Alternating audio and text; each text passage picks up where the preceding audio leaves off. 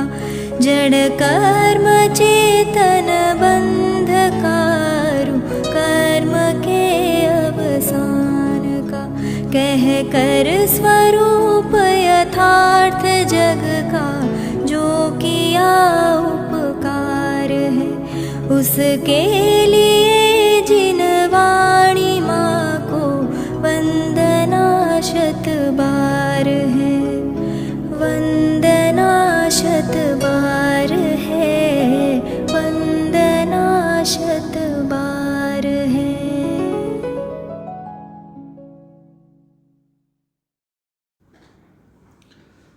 ओम नमः सद्देव्यः ओम नमः सद्देव्यः ओम नमः सद्देव्यः।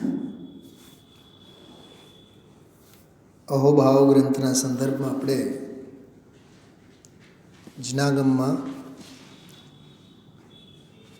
શ્રાવકોની અને શ્રમણ એટલે સાધક મુનિ ભગવંતોની આહારદાનની ચર્યા અંગે ચર્ચા કરીએ છીએ. દ્રવ્ય ક્ષેત્ર કાલ ભાવ શુદ્ધિ પ્રમાણ લેવાની વિધિ શ્રાવક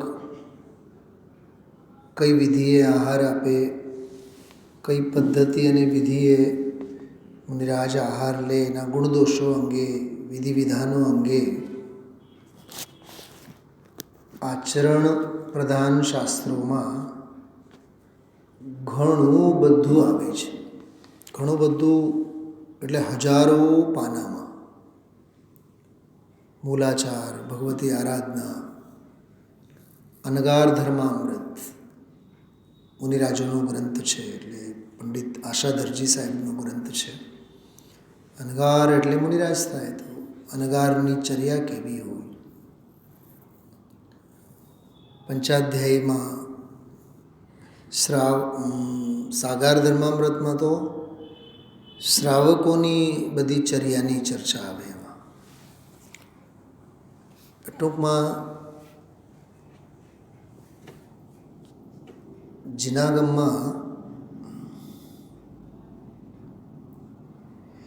વિચાર શાસ્ત્રો છે તો આચાર શાસ્ત્રો પણ છે.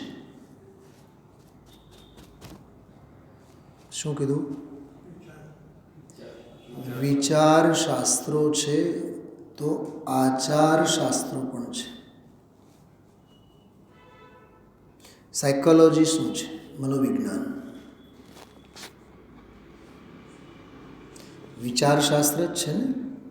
માનસિક વલણ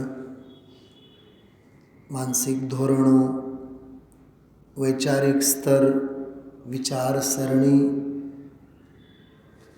ખ્યાલમાં આવે છે. તો મનોવિજ્ઞાન જે ભણાવવામાં આવે સાયકોલોજી જે છે એ મનોવિચારોનું જ અધ્યયન કરે છે ને.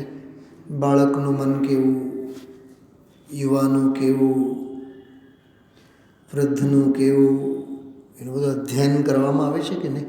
સ્કૂલ લેવલમાં કોલેજ લેવલમાં યુનિવર્સિટીના લેવલમાં એમફિલ પીએચડી શોધના લેવલમાં શોધ એટલે ઇન્વેસ્ટિગેશન એના અંગે ખ્યાલમાં આવ્યું. એટલે કહેવાનો અર્થ એવું છે વિષય એક ને એક હોય. જેમ સમાજશાસ્ત્ર પ્રાઇમરીમાં પણ ભણાવવામાં આવે. પ્રાઇમરી એટલે સાવ first second third fourth lower primary. Higher પ્રાઇમરીમાં 5 6 7 એમાંય સમાજશાસ્ત્ર હોય પણ ઓમાં ને આમાં લેવલમાં ફેર હોય કે નહીં. આગળ પછી હાઈસ્કૂલમાં જાય સેકન્ડરીમાં જાય માધ્યમિક સ્તરે 9 10 11 9 10 પછી હાયર સેકન્ડરીમાં જાય એટલે જે જુનિયર કોલેજ કહેવાય 11 12 એના પછી એ જાય. સમજાય છે? FY SY TYમાં યુનિવર્સિટી લેવલ એટલે ગ્રેજ્યુએશન લેવલમાં. એના પછી એ પીજી પોસ્ટ ગ્રેજ્યુએશન લેવલમાં જાય. એના પછી એ હજી સમજાય છે એમફિલ અને પીએચડી અને જે પુસ્તકો લખે અને ગ્રંથો લખે અને સેમિનારો કરે અને ફેકલ્ટી તરીકે કામ કરે અને HDO તરીકે કામ કરે, લેક્ચરર, પ્રોફેસર, પછી સમાજવિદ તરીકે, સોશિયોલોજિસ્ટ, શું કહેવાય, સોશિયોલોજિસ્ટ તરીકે, સમાજવિદ તરીકે.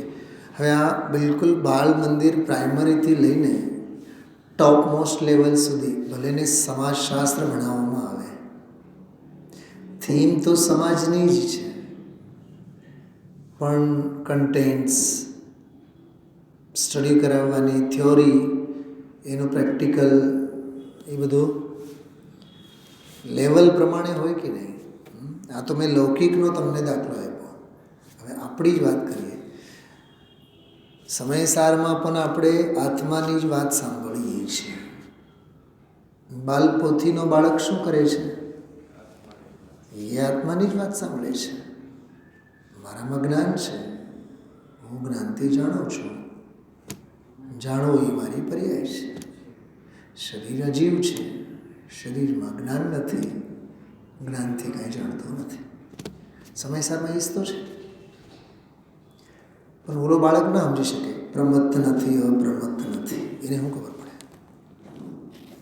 બાળક યા સમયસારની ભાષા ન સમજી શકે. ભાવ તો એ નહીં છે. બાલપોથી ભણે, બાલબોધ ભાગ 1, 2, 3 ભણે, વિતરા વિજ્ઞાન 1, 2, 3 ભણે, તત્વજ્ઞાન ભાગ 1, 2 ભણે, છડાળા ભણે, મોક્ષા પ્રકાશક ભણે, કે સમયસાર આદિ શાસ્ત્રો ભણે. અને કદાચિત ગ્રહસ્થ અવસ્થામાં, મુનિરાજોની વાત જુદી છે, કદાચિત ગ્રહસ્થ અવસ્થામાં એવી પ્રતિભા હોય, સમય હોય, સંજોગ હોય તો ગ્રંથો લખીએ નાખે. કરવાનું તો એને ભાવ વાસન જીવનું જ ને, ભેદ જ્ઞાન જ કરવાનું છે ને. એ ભેદ જ્ઞાનની જ કવાયત છે ને.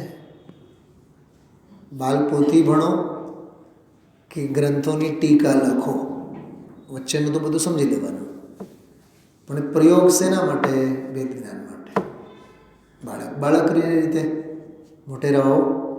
મોટેરાઓની રીતે. એમાં જ હજી આ લેવલની વાત કરીએ.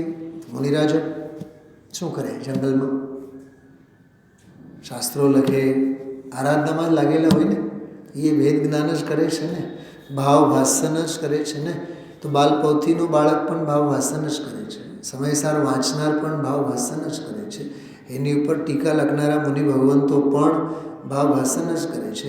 અને આ બધું કાંઈ કરતા ન હોય એવા સિદ્ધ ભગવંતો પણ કેવળ ભાવ ભાષણ જ કરે છે.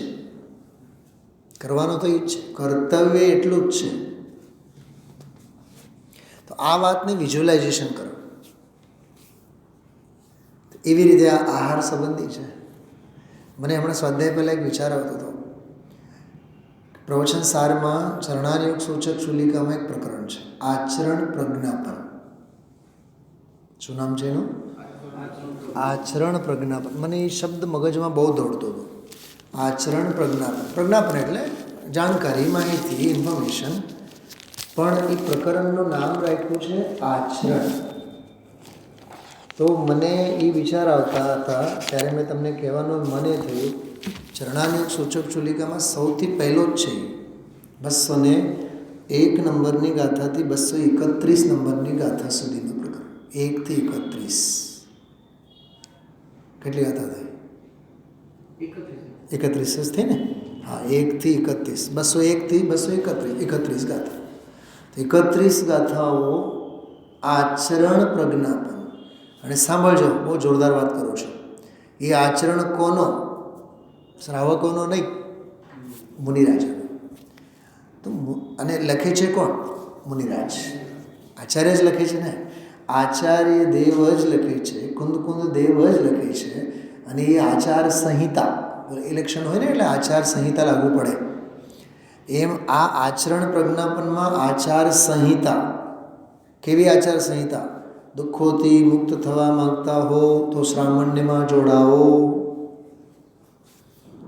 કોરોનાની ટેસ્ટ કરાવવું હોય તો લાઈનમાં ઊભા રહો. પોઝિટિવ હો તો તમારું યાર્ડ જુદું છે, તમે ઘરે તો ન જઈ શકો અને ગુજરી ગયા તો પછી ક્યાંય નહીં જવાનું, સીધા રામનાથપરા કેટેગરીની વાત કરું છું. હા, દુઃખથી મુક્તિ માટે સામાન્યમાં જોડાઓ, શુદ્ધોપ યોગરૂપ મુનિધર્મમાં જોડાઓ. આજે જોડાઓ, કાલે જોડાઓ, અનંતકાળ પછી જોડાઓ, નહીં જોડાઓ તોય જોડાવું તો આમાં જ પડશે. વિરેનભાઈ પહેલાં ડાયરી લખતા ને? હા, તમે લખજો, એને પછી લખાવજો ડાયરીમાં. એક વાક્ય છે શ્રીમદજીનું. વાક્ય તો શું, એક છંદનો અંશ છે, તમે બધાને સાંભળેલું છે. સકળ માર્ગ નિર્ગ્રંથ. શું કીધું? સકળ માર્ગ નિર્ગ્રંથ. એ આત્મસિદ્ધિમાં જ છે. બહુ સરસ પંક્તિ છે. જો કેટલી વાર લાગી મને, પાના ફેરવ્યા અને નીકળ્યું તરત જ 46. નાનકડી લાઇબ્રેરી, હજી પાના જ ફેરવ્યા અને એ જ નીકળ્યું. 46 પેજ ઉપર. એટલે આ તો તમારી પાસે ન હોય કદાચ. આમાં છંદ છે, મોક્ષ કયો નિજ શુદ્ધતા. વાહ, શેની પરિભાષા છે આ? મોક્ષની. હવે 8 કર્મોનો નાશ થાય, સિદ્ધિ શિલામાં જવાનું થાય, 4 ઘાતિયા કર્મો પૂરા થાય, 4 આઘાતિયા કર્મોનો અભાવ થાય, શરીર કપૂરની માફક ઉડી જાય, સ્વર્ગના દેવો આવીને કલ્યાણકો ઉજવે. તો કે છે એ મોક્ષની વાત નથી કરતા અમે, એ વાયા છે. અમે તો ડાયરેક્ટ બસની વાત કરીએ છીએ, ડાયરેક્ટ ફ્લાઇટ. ઓલા ઓનલાઈન જ્યારે આપણે આમ ટિકિટ બુક કરતા હોય ને, તમે ફ્લાઇટનું તમે જુઓ, સમજો કે રાજકોટથી કલકત્તા જવું છે, તો સૌથી પહેલી વાત કેતનભાઈ મેં માર્ક કર્યું છે, તમે રાજકોટથી દેશ દુનિયાના ગમે તે માટે તમે ફ્લાઇટ ચેક કરો, તમને એ લિંકિંગ બતાવશે જ, પોઝિટિવ જ બતાવશે. રાજકોટ ટુ ન્યુયોર્ક હા છે, રાજકોટ ટુ બોમ્બે છે, રાજકોટ ટુ ચેન્નઈ છે, રાજકોટ ટુ જોહાન્સબર્ગ છે. એ ના નહીં પાડે. પોઈન્ટ સમજાય છે હું શું કહું છું વિરેનભાઈ? પછી હળવેથી બતાવશે 1 સ્ટોપ 2 સ્ટોપ. એ શું છે 1 સ્ટોપ 2 સ્ટોપ? હું થોડુંક એનો આધ્યાત્મિકરણ બતાવું છું તમને, મને જે ફીલ આવતો હોય કે મનુષ્ય ગતિમાં તારે જ્યાં જવું હોય ત્યાં બધે રસ્તા ખુલ્લા છે. ચલો, મનુષ્ય ગતિમાંથી તને મોક્ષનો દરવાજો ખુલ્લો છે. હા, પાપ કરીશ તો નરક નિગોદનો સ્ટોપ લઈ પછી સાધના કરી પછી જવાનું. પુણ્ય કરીશ, ધર્મ કરીશ તો સ્વર્ગાદિકમાં 1 સ્ટોપ કરી પછી મનુષ્ય ભાવમાં આવી મોક્ષની સાધના કરો. ના નહીં પડે, એટલીસ્ટ મનુષ્ય ભાવ માટે તો ના નહીં પડે. હા, દેવગતિમાં સમજો, દેવગતિનો જીવ કે મારે મોક્ષે જવું છે, કે હા ફ્લાઇટ છે 1 સ્ટોપ, મનુષ્ય ગતિમાં જવાનું 5-50 વર્ષ, હા સ્ટોપ હોલ્ટ કરવાનું અને પછી બીજી ફ્લાઇટ. હા, સમજો કે અહીંથી દુબઈથી તમે અમેરિકા જાઓ તો અહીંથી ઉતર્યા બાદ ક્યાં બીજી ફ્લાઇટ તરત જ ઊભી ન હોય, 6, 8, 10, 12 કલાક વેટ કરવું જ પડે. એ હોલ્ટ. એમ દેવગતિમાંથી આવ્યા તો મનુષ્ય ગતિમાં આવો, માના ખોળા, માના ગર્ભમાં પહેલાં 9 મહિના રાહ જુઓ, પછી અવતરો, પછી જે ઉંમર જે અવસ્થા હશે એ પૂરી કરી પછી જ એક સમય પહેલાં નહીં અને એક સમય પછી રહેવાના નહીં. ખ્યાલમાં આવે છે? હા. એટલે આચરણ દરેકને લાગુ પડે. થોડુંક એનું વિઝ્યુલાઇઝેશન કરો. નિયમ બાળક માટે હોય કે મા બાપ માટે પણ હોય? બોલો રાજુભાઈ, બોલો. સ્ટુડન્ટ્સ માટે જ નિયમો હોય કે શિક્ષક માટે પણ નિયમ હોય? અચ્છા, શિક્ષકો માટે અને બાળકો માટે, પ્રિન્સિપલ માટે ન હોય ને? સૌથી પહેલાં બારણા એ જ ખોલશે, સૌથી છેલ્લે બારણા એ જ બંધ કરશે, લોક ખોલશે એ અને લોક મારશે પણ એ જ. જેટલું મોટું પદ એટલી જિમ્મેદારી જવાબદારી વધારે. એટલે આમ તમે વિચાર કરો ને, એજ્યુકેશનલ ફિલ્ડમાં કે કોઈ પણ આમ, જેમ કે મોદી સાહેબ છે, બરાબર, અહીંયા સમજો કે કોઈ લતા પંચનાથ એરિયામાં જે હોય, શું કહેવાય એને, કોર્પોરેટરથી માંડીને તમે PM સુધીના બધા પોસ્ટ અંગે વિચાર કરો. કોર્પોરેટરો કેટલા, પછી કોર્પોરેટરોના બાપ મેયર, સમજાય છે? હા, પછી મેયરના માથે આગળ જે પણ હોય, તાલુકા લેવલ, શહેર લેવલ, કલેક્ટર, ફલાના ઢીકના, CM, પછી CMO, હા, પછી CMOના વડા, સમજાય છે? એમ કરતાં PM plus president Draupadi Murmu સુધી છલાંગ મારો. તો એક કોર્પોરેટરથી માંડીને દ્રૌપદી મુર્મુ સુધી મને બતાવો, જવાબદારીઓ એમની વધતી જાય છે કે ઘટતી જાય છે? હું ઇનડાયરેક્ટલી વાત કરવા માગું છું. સમાજના પ્રણેતા હોય, સમાજના નેતા હોય, સંસ્થાના વડા હોય, સંસ્થાના અધિકારીઓ હોય, બોલો, એ જેવડા મોટા અધિકારી, બોલો આગળ બોલો તમે, એમાં જવાબદારીમાંથી તમે છટકી ન શકો, નહીં તો પદ પરથી ઉતરી જાઓ. સમજાય છે વાત? ખ્યાલમાં આવે છે? અત્યારે જો આપણે જે સોનગઢમાં પંચકલ્યાણની પ્રતિષ્ઠા કરી, આપણને તો ઝાકમઝોળ બધું બહારનું દેખાતું હતું, જાણે કે નિમિષભાઈ બસ આમ હાલે છે ને તેમ ચાલે છે. પણ એ મહિનાઓથી નાની બાબતની નોંધ, હા, યાગ મંડળ વિધાન સંસ્કૃત કોણ કરાવશે? નામ સૂચવો. નામ સૂચવ્યા, સીધા ફોન આવ્યું, સાહેબ તમે આવશો ને, કરાવશો ને. એક નાની બાબતો અંગેની નોંધ, એવડી મોટી વ્યક્તિ છે ને, એવડી જ મોટી એની જવાબદારી છે. તો આચરણ તો સૌને લાગુ પડે. મારે કહેવાનો અર્થ પોઈન્ટ એટલું છે, જેની તેની ભૂમિકા પ્રમાણે. હા કેતનભાઈ, અત્યારે છોકરું સમજો મેડિકલમાં ભણે છે, ભણવાનું એનું આચરણ દિલ દઈને. હવે એને પૈસા પૂરા પાડવા, બીમાર પડી તો દવા દારૂ ઔષધિ, સ્વાસ્થ્ય અંગે ચિંતા કરવાની, કોલેજથી આવે છે કે નહીં, જાય છે કે નહીં, એ બધી ચિંતા ફિકર કોને? મા બાપની છે કે નહીં? એના હાટું બે છેડા ભેગા કરવા. એટલે આચરણમાં ફેર, પણ આચરણ દરેકને લાગુ પડે. આચાર્ય કેમ કહેવાય? જે આચરણ કરે અને સંઘસ્થ સાધકોને પણ કરાવે, એનું નામ આચાર્ય. તો આચરણ પ્રજ્ઞાપન છે ચરણાની સૂચક ફલિકામાં. સમજો, તમને વાંચો, 2-5 મિનિટ જોજો. શ્રમણ થવા ઈચ્છનાર શું કરે? 202 નંબરની ગાથા છે.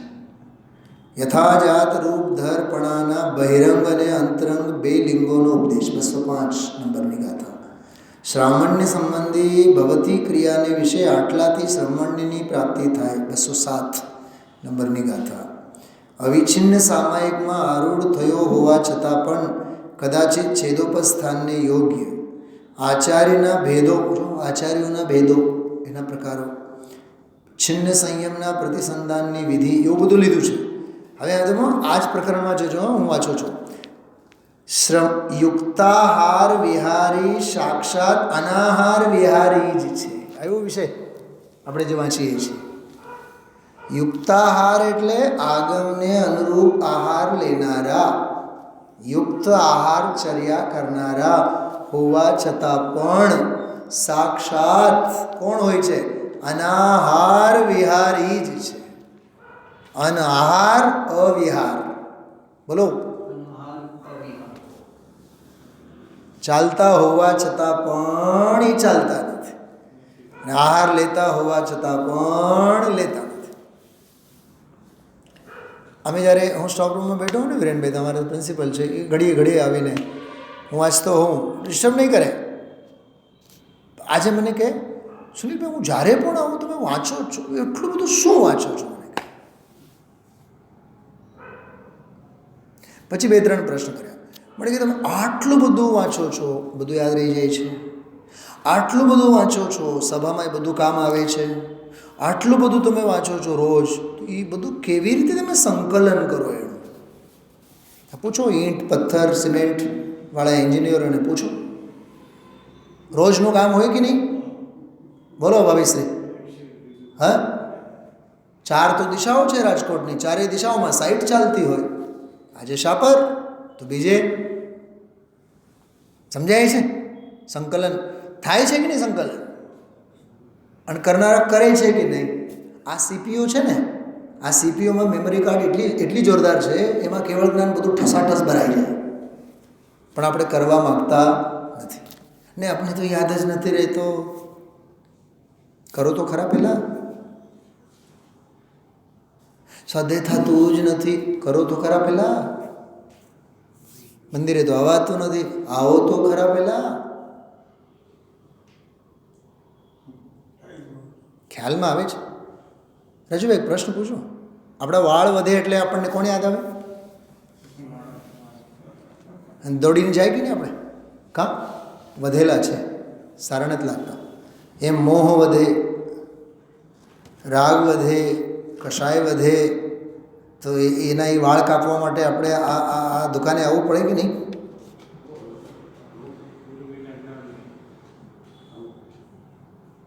તો જુઓ, યુક્તાહાર વિહારી, યોગ્ય આહાર આગમના આલોકમાં કરતા હોવા છતાં સાક્ષાત આજે 253 નંબરનો કળશ ગુરુદેવશ્રીએ યાદ કર્યો હતો. સ્વવશી યોગી અને પરમાત્મા બે વચ્ચે કોઈ અંતર નથી, પણ અરે અમે જડ છીએ, બે વચ્ચે અમે આંતરો કરીએ છીએ. આહાર ભલે લેતા હોય પણ એ અનાહારક છે, વિહાર ભલે નહીં કરતા હોય તો એ અવિહારી છે. અને ઊંધું, આપણે આહાર ન પણ લેતા હોઈએ તોય ખાધા કરવાનો પાપ તો નિરંતર ચાલુ જ છે. વૃદ્ધિ પડી છે. સમજો મેળો ભરાણો છે અને બહુ હરક પદોડા થઈને પણ જઈ નથી શકતા, ટાંગા દુખે, આખો દી માળા શેની ફેરવે? પછી મેળાની જ ને. તો આખો દિવસ ક્યાં છે તું? મેળામાં જ. હમ કહાં જહાં હમારા ઉપયોગ, હમ कैसे जैसे हमारे भाव. સમજાય છે વિરેનભાઈ? કેટલી સરસ વાત છે આ ભાષા. તમને કહું, પૂજ્યપાદ આચાર્ય સમાધિ શતકમાં એવું લખ્યું છે, ગચ્છન અપી ન ગચ્છતિ. ચાલતા હોવા છતાં પણ મુનિરાજ ચાલતા નથી. ખાદન અપી ન ખાદતી. ખાતા હોવા છતાં પણ ખાતા નથી. એમાં આહાર લેતા હોવા છતાં પણ આહાર લેતા નથી. અનાહાર વિહારી. જો આચરણમાં આ વાત લીધી છે આહાર સંબંધી, એટલે દૃષ્ટિનો વિષય, દૃષ્ટિનો વિષય, દૃષ્ટિનો વિષય, દ્રવ્ય ગુણ પર્યાય, આ બધું સાંભળીને આપણા કાન એવા પાકા થઈ ગયા છે. આ આચરણવાળી વાત આવે ને તો સૌથી પહેલાં તો ક્રિયાકાંડીમાં જ ખતરીએ આપણે. સુમત પ્રકાશજી વર્ષો પહેલાં અહીંયા પહેલી વખત આવ્યા તો સાવ ફેલ ગયા હતા. કેમ કે ખાવાનું પીવાનું, ગેસનો બાટલો આવે તો એ ધોઈને લો, પૈસા આવે તો ધોઈને લો, હા, જીરું અને મસાલો અને આન તેન, રોજના પ્રવચનમાં ખાનપાન અંગેની વાતો આવે. તો આપણે તો વોકઆઉટ કર્યા, ફેલ ગયા હતા સાવ. પછી 2-3 વર્ષ પછી થોડીક એની ભાષા શૈલી અને પદ્ધતિમાં ગંભીરતા અને થોડીક તાત્વિકતા અને આપણી ભાષામાં કહીએ તો પછી આપણને વાલા લાગે. હા, હવે તો દૃષ્ટિનો વિષય કરે છે. ભૂપતભાઈ હમણાં એ જ વિદ્વાન ખાનપાન અંગેના વિવેકની વાત કરે તો આપણે હળદૂત બોલાવીએ. કાં આપણને એવું ફીલ નથી થતું કે આચરણની વાત છે એટલે મારા સમ્યક ચારિત્રની વાત છે. શું કીધું? આચરણની વાત એટલે સમ્યક ચારિત્રની વાત છે, એમ ફીલ નથી થતું. એને તમે આમ રિસ્પેક્ટફુલી લો ને એ વાતને. ઉપદેશ તો ઊંચે ચડવા માટે હોય છે ને. તું નીચું પડે તો ઉપદેશ દાતાનો તો એમાં કોઈ દોષ નથી. ટોટરમલજી સાહેબ, મોક્ષ કયો નિજ શોધતા તે પામે તે પંથ સમજાવ્યો સંક્ષેપમાં સકળ માર્ગ નિર્ગ્રંથ. જો આ છંદ છે, સકળ માર્ગ નિર્ગ્રંથ, ટૂંકમાં સમજાવ્યા છે, બહુ લાંબુ ન કર્યું. પછી આવ્યું બોલો, અહો શ્રી સદગુરુ કરુણા સિંધુ અપાઈ. છંદો પછી આવે છે, એના પહેલાનો છંદ છે સકળ માર્ગ નિર્ગ્રંથ. મોક્ષ કયો નિજ શુદ્ધતા તે સમજે તે થાય, જે સમજે એ થાય. બહુ અદ્ભુત છે ભાઈ. જો હજી 2-3 ગાથાઓ છે આમાં, 227, 28, 29, 30 અને 31. આ 5 ગાથાઓ છે, આહાર સંબંધી જ ગાથાઓ છે. યુક્ત આહારનું વિસ્તૃત સ્વરૂપ, ઉત્સર્ગ અપવાદની મૈત્રી, એ અપવાદમાં લીધું છે. આહાર વગેરેની ક્રિયામાં એ અપવાદ રૂપે એને બાહ્ય ક્રિયા કરવી પડે, થાય શરીરની સ્થિતિ માટે. પણ એમાં તત્વનું પુટ હોય. શું હોય? તત્વનું પુટ હોય, તત્વનું સત્વ હોય.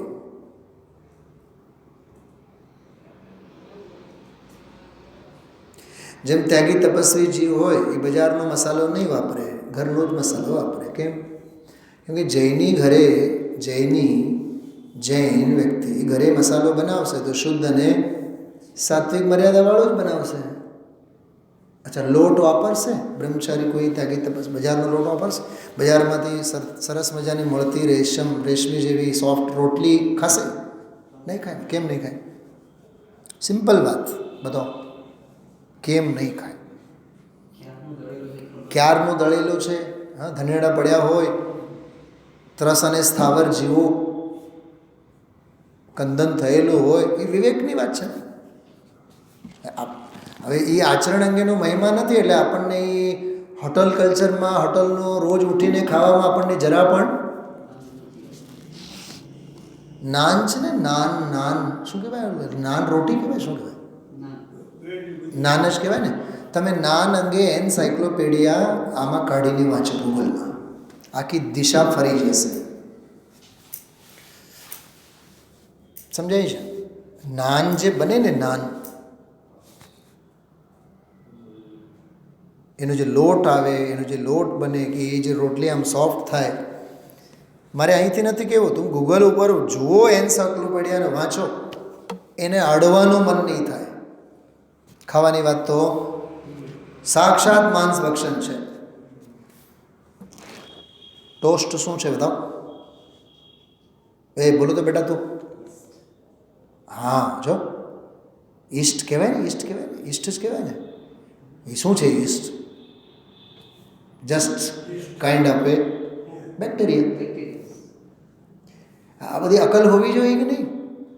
અકલ એટલે બુદ્ધિ, આગમની મર્યાદા છે કે નહીં? તો આહારચર્યામાં આવે કે નહીં? તો આહારચર્યામાં, એમ વિચારચર્યામાં, એમ બધી જ આહાર તો ચર્યાનો એક ભાગ છે. કેતનભાઈ શું કીધું? ઉઠવું, બેસવું, ખાવું, પીવું, બોલવું, એ ચર્યાનો એક પાર્ટ છે. આ હથેળી છે ને, તો આ શું છે? અંગૂઠો. પણ આ અંગૂઠો હથેળીનો એક પાર્ટ માત્ર છે. એમ આહારચર્યા એ આચરણ પ્રજ્ઞાપનનો એક અંગભર છે. પણ છે કેટલો વિચાર કરો. હવે હથેળીમાં બધે સુખેથી રહેતા હોય ને તો કોઈની પણ કિંમત ન થાય. પણ હમણાં એક ફાંસ જાય આમાં, એક આંગળીમાં. આ આંગળી તો નકામી છે ને ભાભી? હા, તો આમાં કંઈક સોય બોય ઘુસાડો, પછી જે હબાકા મારે, આખું દ્રવ્ય હલી જાય. પોઈન્ટ સમજાય છે? હા, અમારા ગુરુજી અમને એક બહુ સરસ દાખલો આપતા. ઘડિયાળ આપણે પહેરીએ ને, કે ઘડિયાળ તો કાંટાને જ જોવાના, ડાયલને જ જોવાના. વધી અને હરક પદોડા થવાના બેલ્ટને જોઈને. પણ એ બેઉ બાજુમાં બેલ્ટ, એ ઘડિયાળના ડાયલ અને કેસને બાંધીને રાખવા માટે જે ઝીની જે સ્ક્રૂ આવે ને 1 2 3 4 4, એમાંની એક સ્ક્રૂ પડી જાય, જે 5 પૈસામાં 25 આવે, પણ એ સ્ક્રૂની કેવડી કિંમત છે. જ્યાં જે યોગ્ય છે ત્યાં સમજવું તે. એટલે અહીંયા આચરણ પ્રજ્ઞાપનમાં આહારચર્યા અંગે પણ વિવેક ભાન કેટલું જરૂરી છે વિચાર કરજો. બોલો, હવે આ આહારચર્યા અંગે જો જીવ સમજે, જનાગમના આલોકમાં અમે પ્રવચનસારની વાત કરી, એ અભક્ષ ભક્ષણ કરે? બોલો હા કે ના? અભક્ષ ભક્ષણ કરશે નહીં. રાત્રિ ભોજન કરશે? બજારની અભક્ષ વસ્તુઓ ખાશે? બજારના અથાણાને શું કહેવાય ને, પિકલ, એને અડશે? અડે તોય નરકમાં જાય, અડે તોય નરકમાં જાય. ખાવાની વાત તો બહુ દૂર છે. તમે વિચાર કરો. એટલે હું આપને કહું છું, એક આહ્વાન, પડકાર આપું છું. કેવળ આપણે વિચાર શાસ્ત્રો વાંચવા છે કે આચાર શાસ્ત્રો પણ સમજવા છે?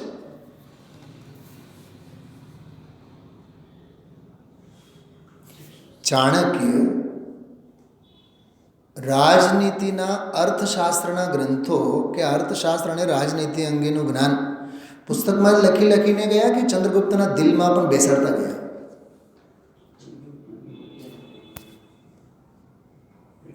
ચંદ્રગુપ્તના હૃદયવેદી પર એની પ્રાણ પ્રતિષ્ઠા કરતા ગયા ને, એ કેવળ પોથીઓ જ લખતા ગયા. એમ આપણે આ વિચાર શાસ્ત્રો વાંચીને પોથીઓની લાઈન થપ્પી કરવી છે કે એને હૃદયરૂપી વેદી પર વિરાજમાન કરવું છે? પંચ કલ્યાણકોમાં જાઓ કે ન જાઓ, પણ આ તત્વજ્ઞાનની પ્રાણ પ્રતિષ્ઠા તો ચોક્કસ કરો.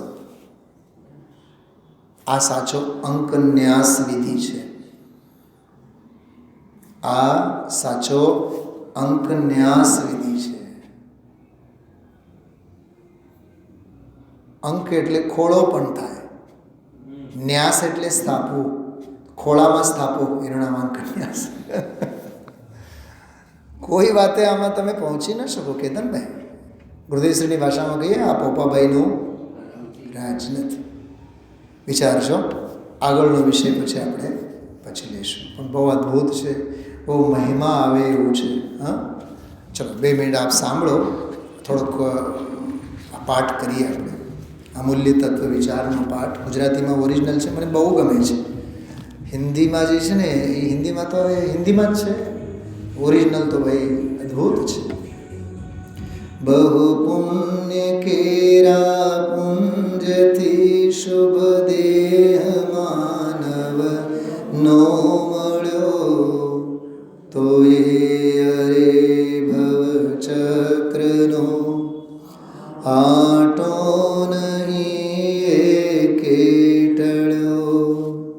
સુખ પ્રાપ્ત કરતા સુખ ટળે છે, લેશ લક્ષે લહો. ક્ષણ ક્ષણ ભયંકર ભાવ મરણ કામો રાચી રહો. લક્ષ્મી અને અધિકાર વધતા શું વધ્યો તે તો કહો. શું કુટુંબ કે પરિવારથી વધવા પણ એ નય ગ્રહો. વધવા પણ સંસારનો નરદેહને હારી જવો. એનો વિચાર નહીં આવો, એક પળ તમને હવો. નિર્દોષ સુખ નિર્દોષ આનંદ લ્યો ગમે ત્યાંથી ભલે. એ દિવ્ય શક્તિમાન જેથી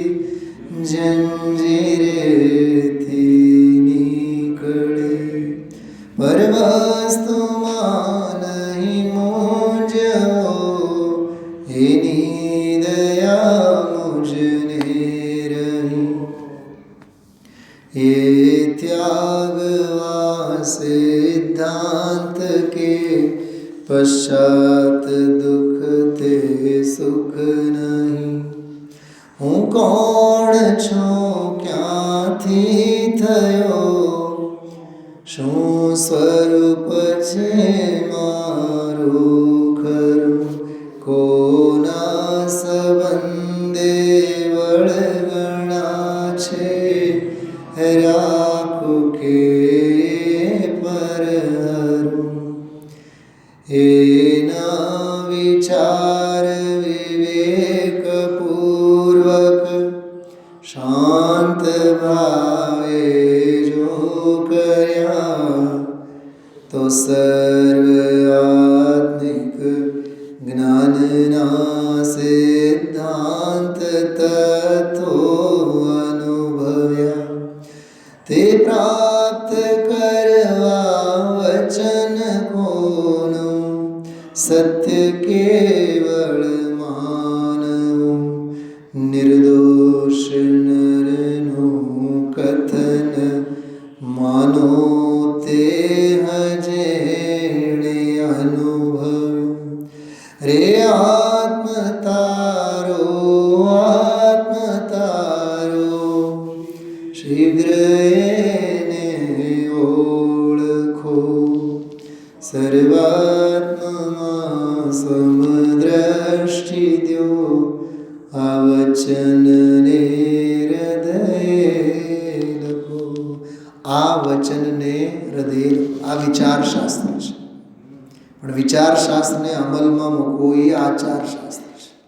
માટે આચરણ પ્રજ્ઞા પરની બહુ ઊંચી વાત, બહુ માર્મિક વાત. આવી ચર્ચાઓ તો વિદ્વત ગોષ્ઠીઓમાં હોય, શાસ્ત્રી વિદ્વાન બોલતા હોય, સામેવાળા બધા શાસ્ત્રી વિદ્વાનો હોય. એટલે તમને જે આજે આ ચર્ચા મળી છે સાંભળવા, એ મહા મોટી પૂંજી સમજ છે. એનો મહત્વ જેટલો અંદરમાં સંઘરીએ એટલો ઓછો છે. ઓમ નમઃ શિવાય.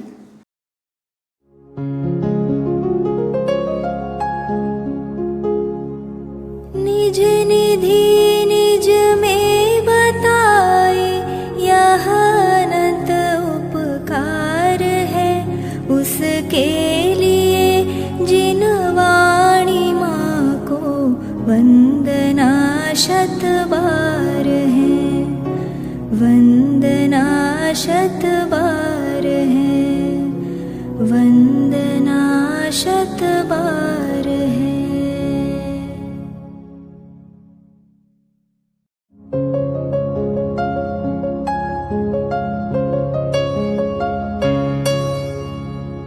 जिन वाणी भारती तो ही जपो दिन रैन, जो तेरी शरणा गहे सो पावे सुख चैन. जा वाणी के ज्ञान ते सूझे लोकालोक, सो वाणी मस्तक नवो सदा देत हो ढोक, सदा देत हो